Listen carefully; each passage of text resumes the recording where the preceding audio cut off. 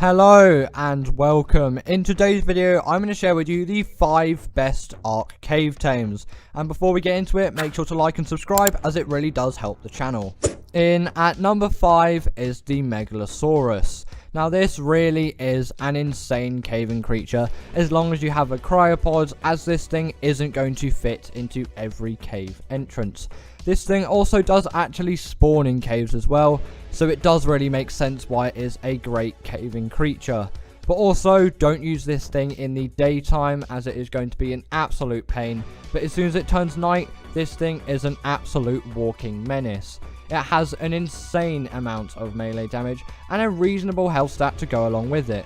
Just maybe don't fight Microraptors with it, as that isn't going to end well. But as you can see here, it is actually utilizing one of its abilities. It will grab creatures in its mouth and absolutely demolish them, and they have no way of attacking back. And this is truly a great ability for just getting rid of all of those tiny creatures that are just really annoying you, like Microraptors, and in this case, definitely Microraptors. But this thing is also great at killing many other creatures as well. This thing has a very reasonable amount of melee damage and will basically kill anything that it attacks. A Barionics, very easy. A Spino, also very easy. And you could even do something like a Giga or a Carodontosaurus.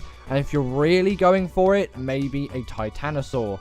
Also, another feature that they have which makes them really great for caving is they are actually very mobile and they are reasonably small. Obviously not as small as a Barionics is, but they will still fit into most caves, and if you have cryopods, these things will be fine in any cave. These are a definite caving creature if you can shell out for the mild difficulty in taming one. In at number 4 is the Mantis. Now personally, I think this is actually a great creature for caves.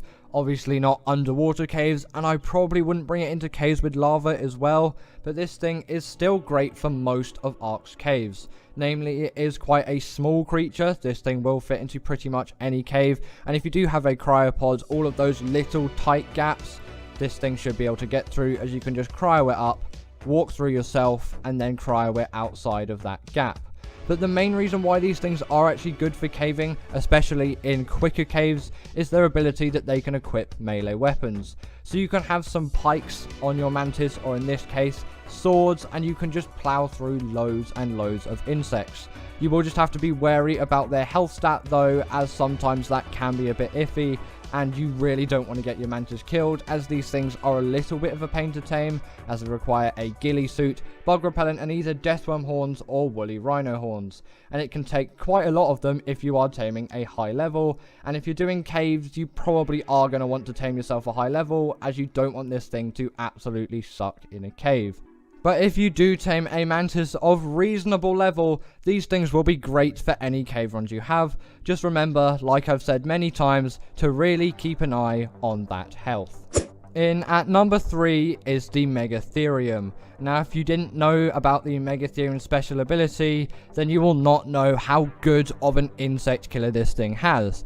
And actually, one of the main enemies that you will face in any kind of caves are insects, so it really does make sense why this thing deserves to be on this list. This thing is absolutely insane for killing insects, and it is the best creature by far for that. And especially in the caves with just so many insect enemies, having one of these things on your side is great. But there are some disadvantages to these things, namely they are quite big, so they're not really going to fit into smaller caves, and you're going to have to utilize cryopods, and then you'll probably have to wait for some cryosickness timers, as any tight squeeze in a cave this thing probably isn't going to fit through. But in some of Ark's bigger caves, this thing will definitely be great for the job, and it will be great for the job in any of these smaller caves as well. Unless it's that one ice cave where you have to crouch the whole time, this thing is not going to fit. Don't even try that. And pretty much for that cave, no creature's going to fit at all. But for those caves of reasonable size, with loads and loads and loads of insects in it, these things are a great shout, as they will plow through them with ease. And you can also utilize other creatures in the cave as well, but have this as a backup. In at number 2 is the Thyler. Now this thing actually is a really great cave creature. Yes, you may want to take something like a Sabertooth in, but I find they don't really do enough damage and they don't have enough health to rack up in most cave situations. And the Thyler definitely does deal enough damage and has enough health and agility to get the job done. The Thyler is equipped with a wealth of abilities, namely its bleed ability when it attacks. This is insanely useful when attacking any kind of creature. Yes, it does not have a buff, which is insane at attacking insects, but this thing can still really pack a punch. Overall, this thing is a very good creature for caving and better than the Meghetereum, mainly because it is a lot smaller, and for caving, the size of the creature is probably one of the main factors. Obviously, health is going to be very important and damage as well, as you do need your creature to actually fight through the enemies and you need it to survive, but size is really something you need to consider, and the Thyler is a reasonable size for caving. It may not fit into every cave entrance, but with cryopods, this thing will be fine in almost every cave. But don't take this thing to underwater caves, as it is just going to drown. They are actually okay at swimming, so if the cave you're trying to run has a few underwater sections, these things will be fine, but don't take them into the underwater caves. And in at number 1 is the Barionics. Now these things are definitely a favourite of mine, and I personally think every Ark player should tame one of these things, especially if you are doing caving, as that is one of the main reasons to tame this thing. This thing is by far the beast of doing any cave run. Firstly, this thing has a very reasonable melee stat, and it will get you through any cave enemy that you can find. Unless you're going through hordes of insects, the Meghetereum is still going to be the best at that. But also, on top of that, it does have a reasonable health stat as well. This thing is going to survive through any cave run that you go through, and these things have a horde of special abilities on top of that. Now, if you didn't know already, the Barionics has a secret ability underwater. When the Barionics goes underwater and you press C on your keyboard, it will have a spinning ability.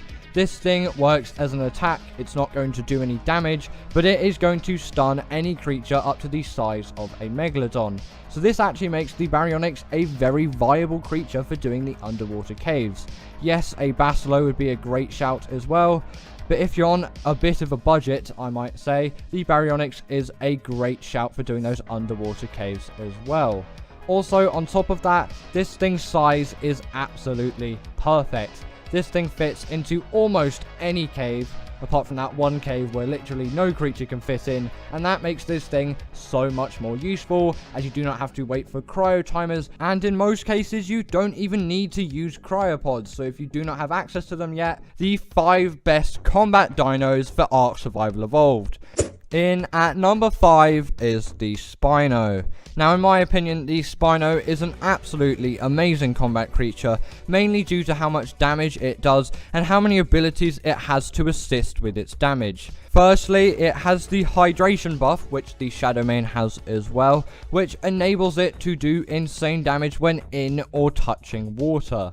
Also, on top of that, it can stand up on its hind legs and do even more damage. A high level Spino with all of these abilities is actually going to do more damage than a Rex, but it does lack compared to the Rex in one major field. It has a lot less health than the Rex. Now, don't get me wrong, the Spino still has a reasonable health stat. It will still get you through most things quite easily, and quite a few bosses easily. But for the larger threats on Ark and those longer bosses, this thing's health just simply can't keep up with something like a Rex. Yes, 20k health is still great for any Ark creature, but compared to when you're getting your Rexes up to 50k health, it's not even half of the health of what a good leveled Rex can have. And for some of those longer bosses, especially the Master Controller on Genesis Part 2, it simply does not stack up in any way to the Rex. But all of this doesn't mean the Spino is a terrible combat creature, and obviously it isn't, because it wouldn't be on the list otherwise. this thing is still very useful and is actually a lot easier to tame than the Rex usually, because it spawns in less hostile environments, as there are less dangerous creatures around where a Spino is, because it's usually killed everything else, or it spawns in quite desolate areas.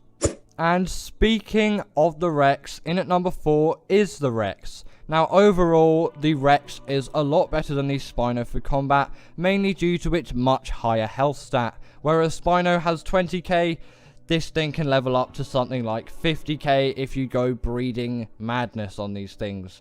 Just maybe don't take these things swimming. The Spino definitely does have a big advantage there. And also in terms of mobility, the Spino does have a big advantage as well.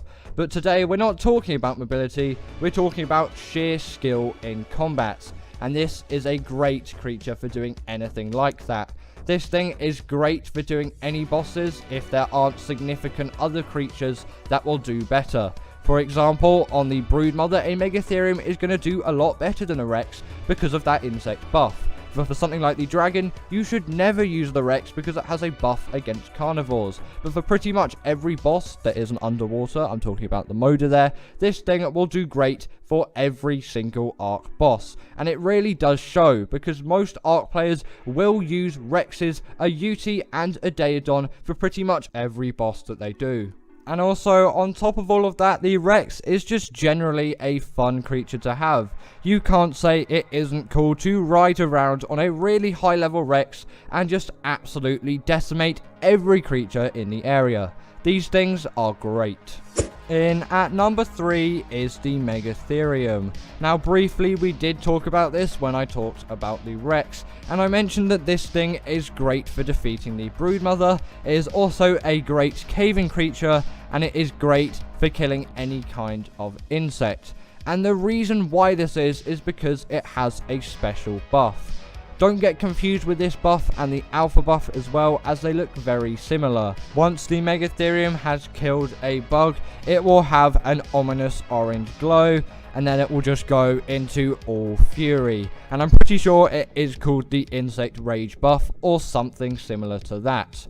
Also, on top of that, it is reasonably mobile and it has a decent health stat. But like every Ark combat herbivore, this thing does have a major downside, and that is the fact that herbivores can't actually heal very quickly. But in a boss situation with the Daedon, this shouldn't be much of an issue.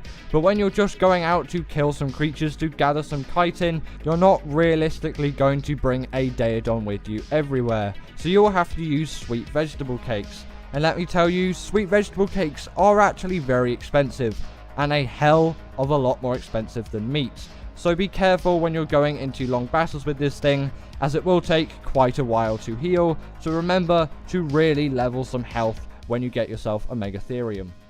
In at number 2 is the Giga. Now you probably expected this thing to be on the list, and you would definitely be right.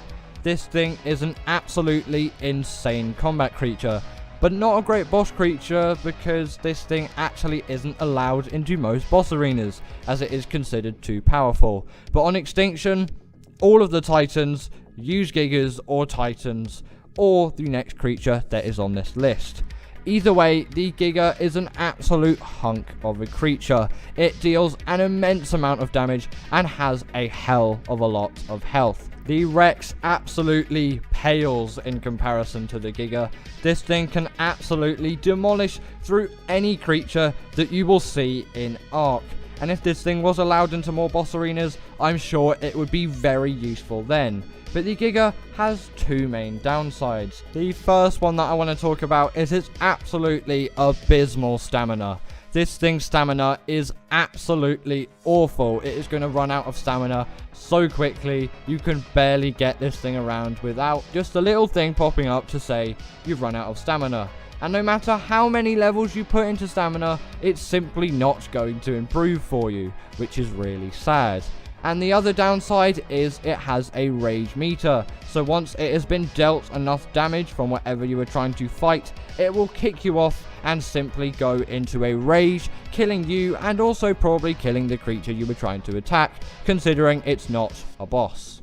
And in at number 1 is the Carodontosaurus. Now, in my opinion, this thing absolutely replaces the Giga in every way. This is by far the most insane, most powerful, most useful combat creature in my opinion. Except it still can't be let into most boss arenas, so you're still going to have to resort to a Rex or a Megathereum or whatever is more useful for those cases. But the reason why the Carodontosaurus is so much better than the Giga is it does everything the Giga does, but it does it a little bit better, and it fixes all of the issues I had with the Giga. Firstly, this thing's stamina doesn't actually suck. It's not great at the beginning, but leveling it does actually make a difference. I wouldn't recommend putting all of your levels into it, as this is a combat creature and not a travel creature, but its stamina is still very reasonable. Also, on top of that, it doesn't have a rage meter as well, so it's not going to kick you off and absolutely demolish you. This thing also does have a blood rage, which means once it has killed enough creatures, it is going to do an insanely buffed amount of damage. And once it has actually reached this blood rage high, it's going to be dealing even more damage than the Giga.